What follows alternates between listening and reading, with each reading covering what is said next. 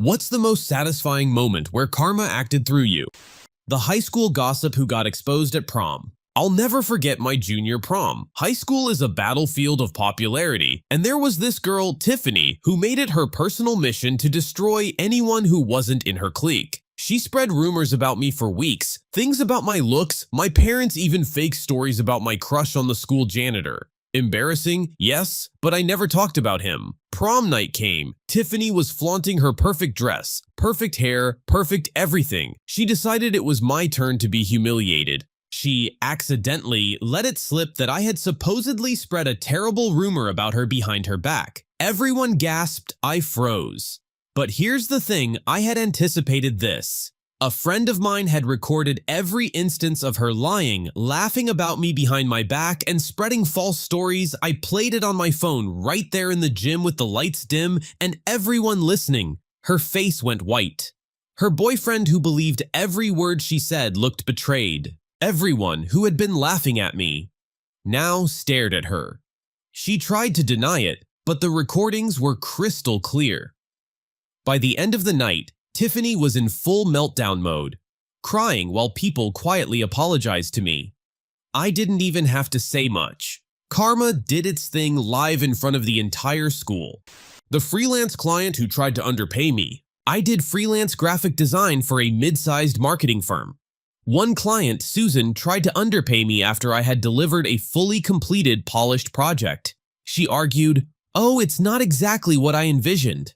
I could see it coming. She was the type to manipulate and squeeze every penny out of freelancers. Instead of arguing, I smiled politely and sent her an invoice with all hours tracked. I also sent the original editable project files to the CEO of her company, highlighting my work and their quality. 2 days later, the CEO called. Apparently, Susan had misrepresented my work and tried to take credit for changes I made. I was cleared immediately. The CEO asked if I could take on more projects, directly bypassing her entirely. Susan, she got fired?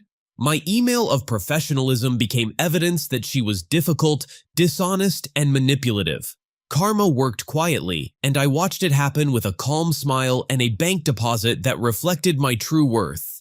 The thief who lost more than he stole. I lived in a small apartment complex. One neighbor, let's call him Dave, had a habit of borrowing things and never returning them: tools, books, even kitchen appliances. One day, I noticed my high-end camera missing. I confronted him politely. He denied it. Of course, I installed a hidden camera in the hallway and set a trap with my camera hidden in a box labeled broken.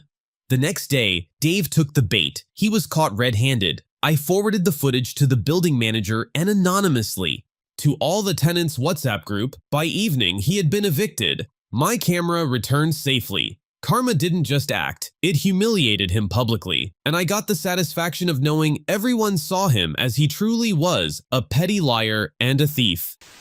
The online troll who got shadow banned. I moderate a small but passionate online forum. One troll, Snarky Steve, spent weeks trying to derail discussions, insult users, and make me look bad. I documented everything, reported him to the site admins. Weeks later, he was shadow banned. All of his posts vanished. Nobody could see his comments except him. The forum celebrated quietly while he raged alone in his own echo chamber. Karma acted through me, but silently, elegantly, and with no confrontation necessary. The ex who tried to sabotage my career.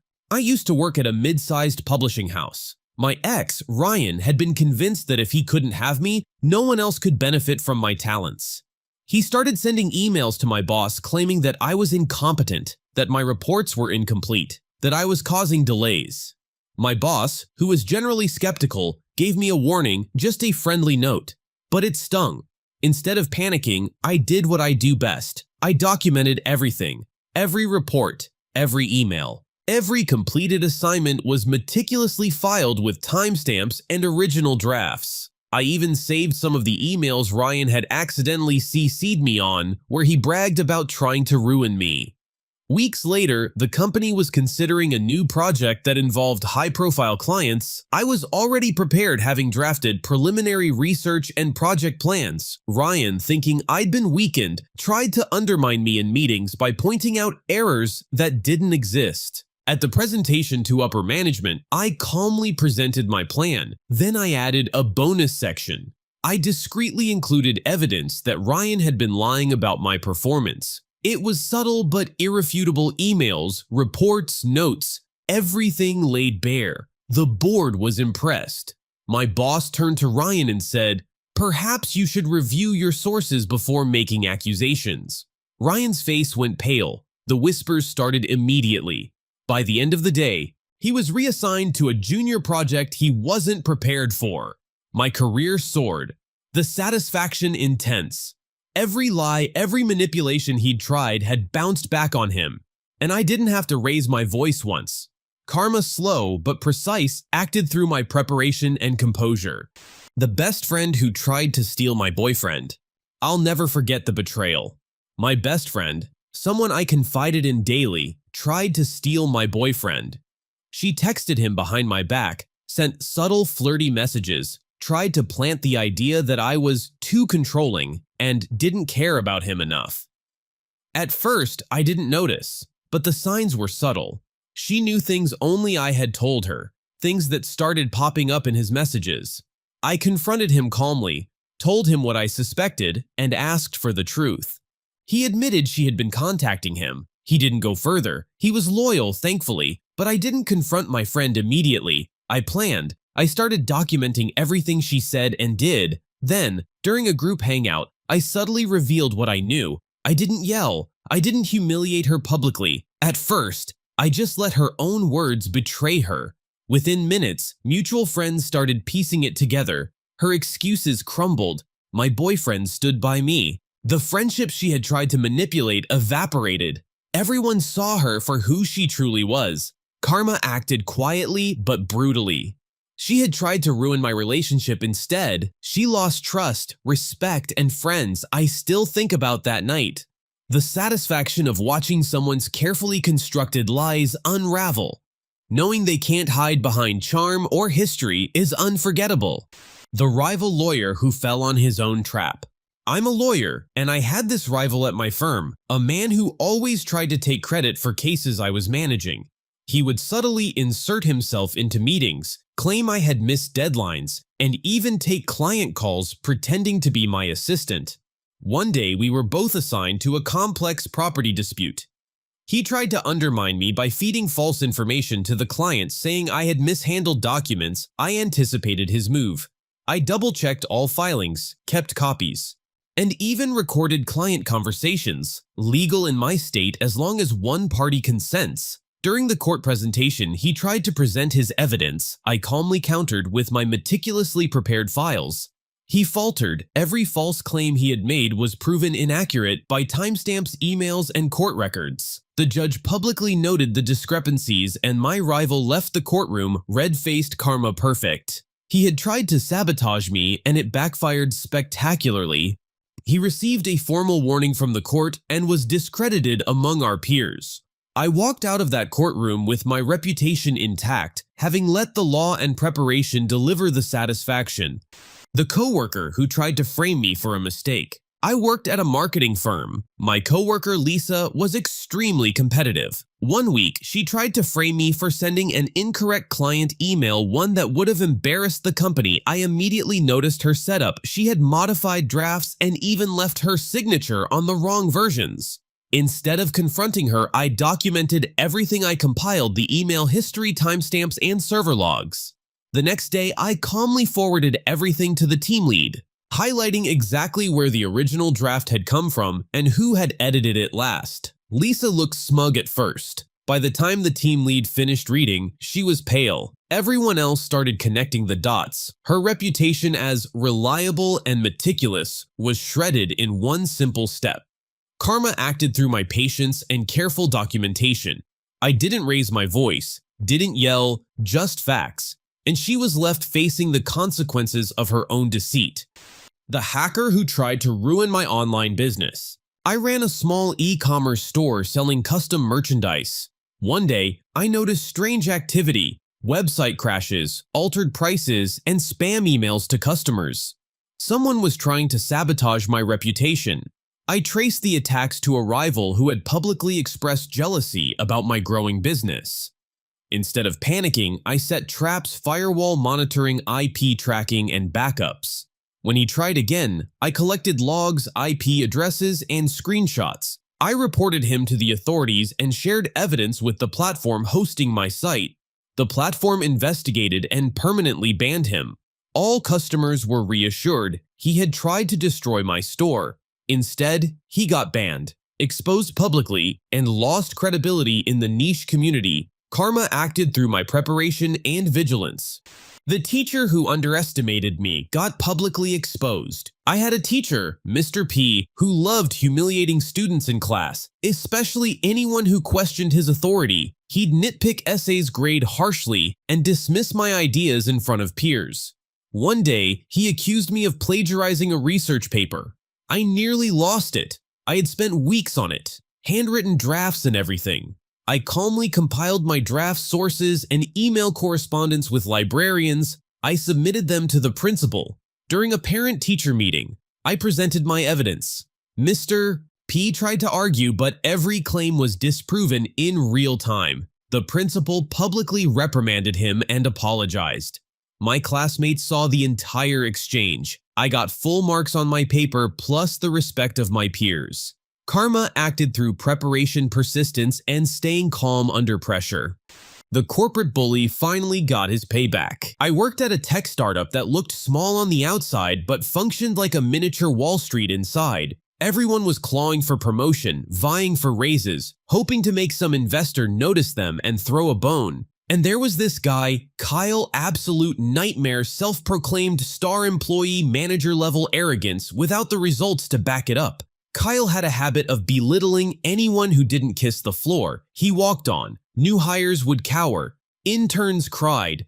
And me. I got a front row seat because I refused to play his little games one day. He sabotaged a project I was leading, not maliciously, at least not publicly, but in tiny, invisible ways. He gave a client the wrong slide deck, misrepresented my progress to executives, and sent conflicting emails to stakeholders. It was subtle, but I noticed. I documented it.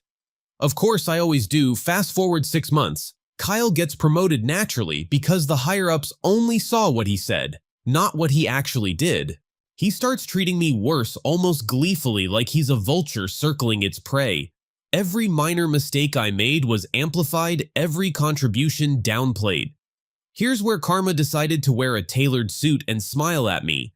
The startup was pitching for a massive Series B investment, the kind that would triple our office perks overnight. Kyle was leading the pitch presentation, his moment of glory. I had learned that he left his laptop unlocked, open to his emails. On the demo table before the presentation, I quietly forwarded every single email showing his sabotage, the internal contradictions, and even some snarky, confidential complaints he'd written about the client directly to the investors and the CEO. By the time the pitch started, the CEO had printed copies for the board. The investors read them mid-meeting. Kyle walked in confident, smiling like a Hollywood actor walking onto a red carpet. 2 minutes into his spiel, he noticed the printed emails on the table. His confident smile faltered. The investors were reading, whispering, nodding at each other. He tried to improvise, fumbled through charts, made excuses. The words didn't land. By the end of the hour, he looked like a man whose soul had been drained through a coffee straw. The investors were asking me questions. The CEO smiled politely at Kyle and said, "I'll handle this from here." Kyle was demoted immediately. Publicly. Not in a cruel way. Just in a "your time is over" sort of way. But oh, the expression on his face when he realized all his little manipulations had been turned back on him, that is forever burned into my memory. I didn't gloat. I didn't need to. Karma did the heavy lifting. And every time I walk past him in the office now, I see the same man who thought he was untouchable quietly doing someone else's tedious work, while I lead projects with the CEO's trust. That's my version of victory. The neighbor who hated me disappeared. I've lived in my neighborhood for 15 years. Quiet streets, kids riding bikes, everyone waving when they see each other. Sounds perfect, right? Enter Karen. Karen moved in 3 doors down. She didn't just dislike me, she hated me before we even spoke, for reasons I'll never know. Maybe it was the color of my house. Maybe my dog barked once in the wrong direction. Whatever. She started with passive-aggressive notes on my porch. Please pick up after your dog. Grass is high. Too many cars parked outside. Small, annoying, manageable. Then it escalated. She started calling the HOA and claiming I was violating codes, fences, plants, decorations, even the color of my mailbox. I got fined once. The second time, I just ignored it, because the HOA eventually realized they were being manipulated. The biggest moment came when she tried to report me for supposedly letting my kids play in the street unsupervised. I'd literally just been watching from the porch. The police came, walked up and asked if there was any truth to the complaint. My kids waved at them, I waved back. Karen's credibility vanished instantly. Her story didn't even make sense. But here's where karma acted through me. My husband had installed security cameras because of her obsession. Not obvious ones, hidden in plain sight. Every incident she tried to report had been caught on tape. My dog leashed my kids on the sidewalk. My cars parked legally. I compiled a highlight reel of Karen's complaints versus reality. I sent it to the HOA with a cover letter that was polite but firm. Attached are video records corresponding to the reports filed by Ms. Karen's last name. We hope this clarifies any misunderstandings and request that future claims be substantiated with similar evidence. They loved it. Every complaint she tried to file after that, denied instantly. She even got a warning for frivolous reporting and the cherry on top a month later. She moved, didn't say why, didn't apologize, just gone. I watched her moving truck leave while sipping iced tea on my porch. My kids waved. I waved. The dog barked, karma served, and I didn't even have to lift a finger beyond pressing send. The classmate who tried to humiliate me in front of everyone. This happened senior year of high school. I was painfully shy, into reading, never really part of any crowd. There was this kid, let's call him Tyler, who thrived on making people like me look small. Big locker jokes, push-ins, laughing while I tripped on a step. Classic. One day, the teacher assigned a debate project. We were paired randomly. Tyler got me naturally. He thought it was his moment. I'll make her trip on stage. Everyone will see me carry the day. Classic comedy. He spent the next week bragging to everyone about how he was going to make the quiet girl cry in front of the class.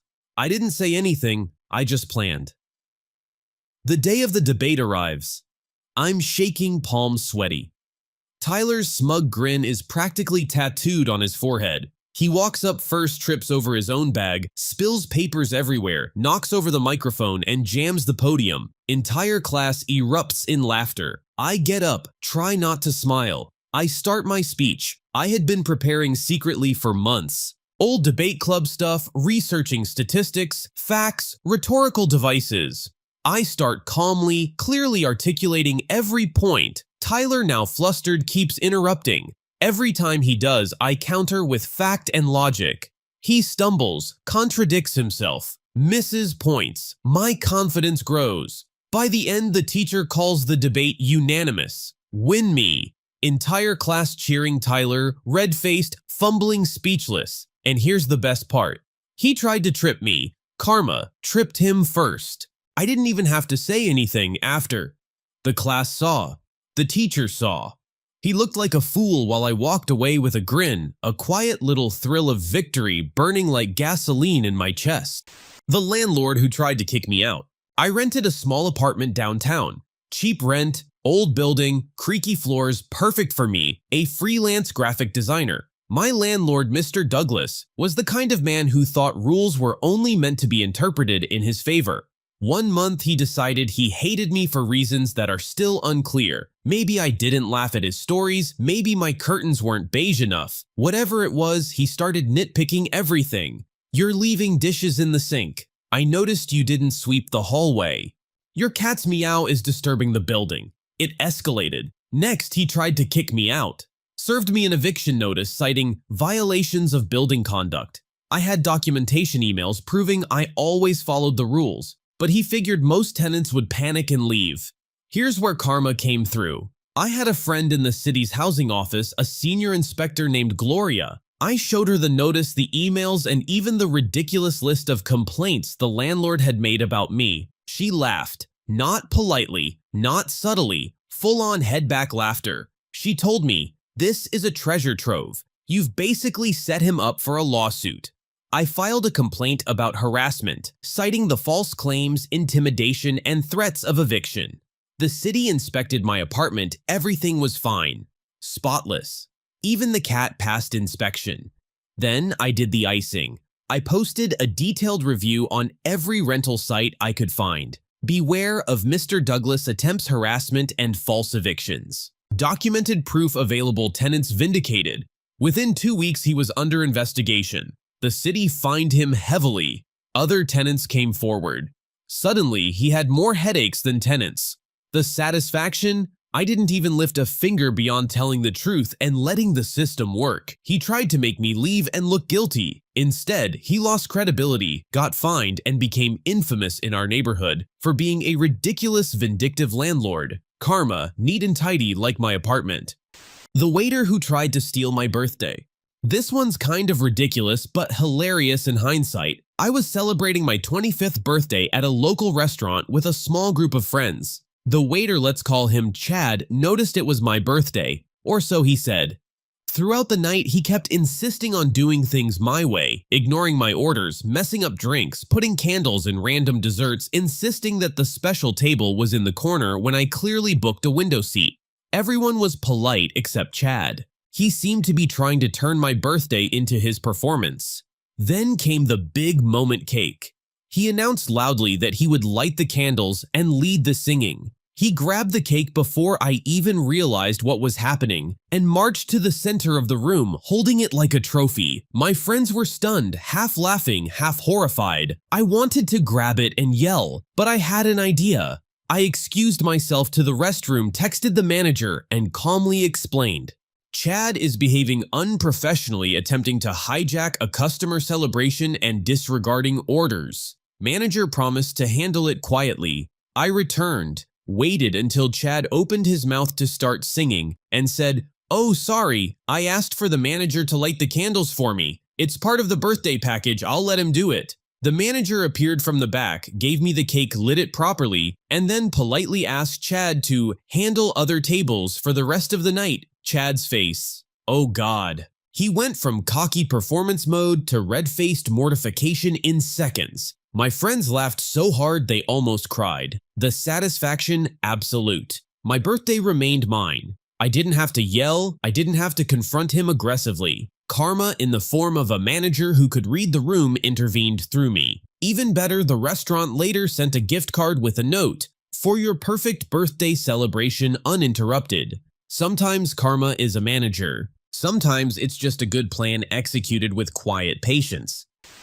The college group project that turned into my triumph. In my senior year, we had a mandatory capstone project in computer science. Naturally, the group I was assigned to included a guy named Derek Arrogant Lazy and convinced he could ride my work to an A+ while contributing nothing.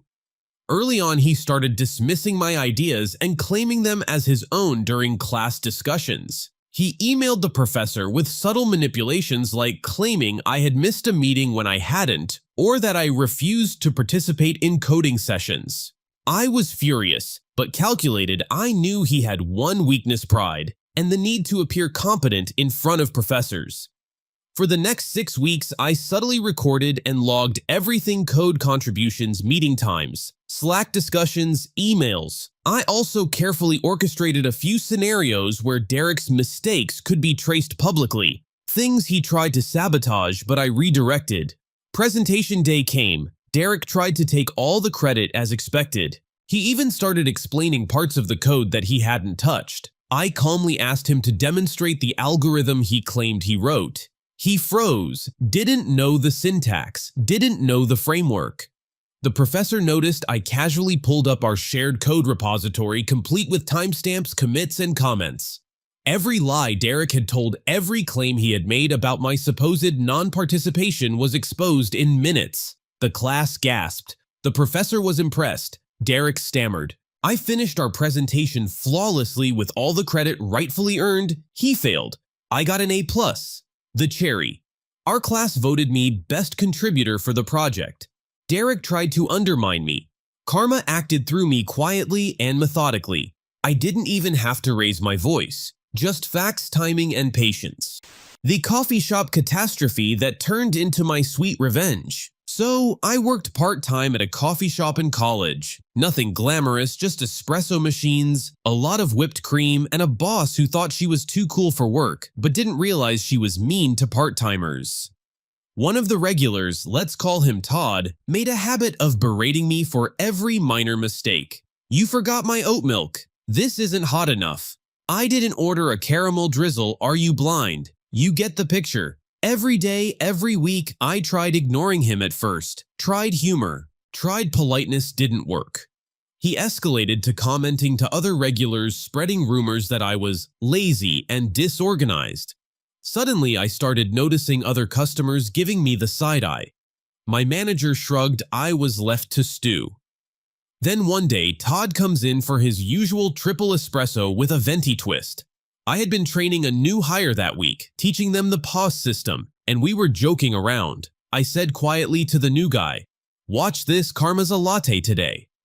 Todd started lecturing me mid-order about how I never get it right. I smiled, nodded, and said, "Of course, Todd, I'll fix it immediately." I deliberately prepared his drink slightly differently, but correctly. Then I grabbed the wrong cup from the rack. The new hire's personal mug that looked almost identical to Todd's. I handed it to him. He took a sip, and then magic. The drink was incredibly strong, way beyond normal espresso levels. His face turned red. He sputtered. He coughed. I calmly asked, "Did you want a venti double espresso or triple?" He looked like he'd just been publicly humiliated in slow motion. The regulars nearby started snickering. Some whispered about karma finally catching up.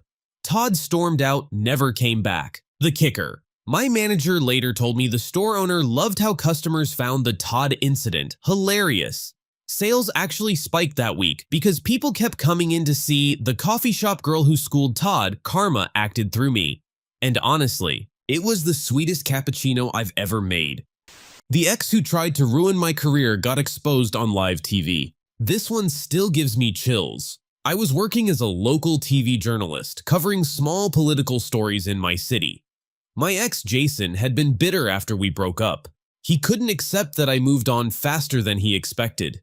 Out of nowhere, he starts sending anonymous tips to my editor claiming I was fabricating interviews, misquoting sources, and inflating my stories. He even tried to post fake social media screenshots, photoshopped, to make it look like I was lying. At first, my editor believed him because he had provided proof.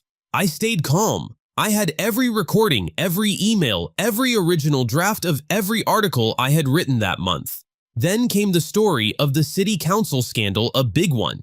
He tried to intervene claiming I was manipulating quotes to make the council look corrupt. The show went live. My segment was ready.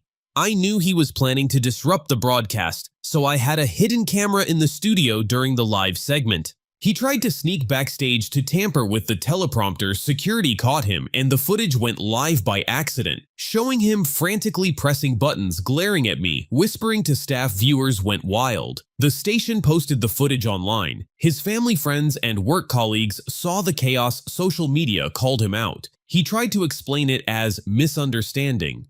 No one believed him. I didn't have to say a word. Karma broadcasted itself. The best part. He quit journalism entirely shortly after leaving me to cover the beat solo. Ratings went up. My editor called it my defining moment.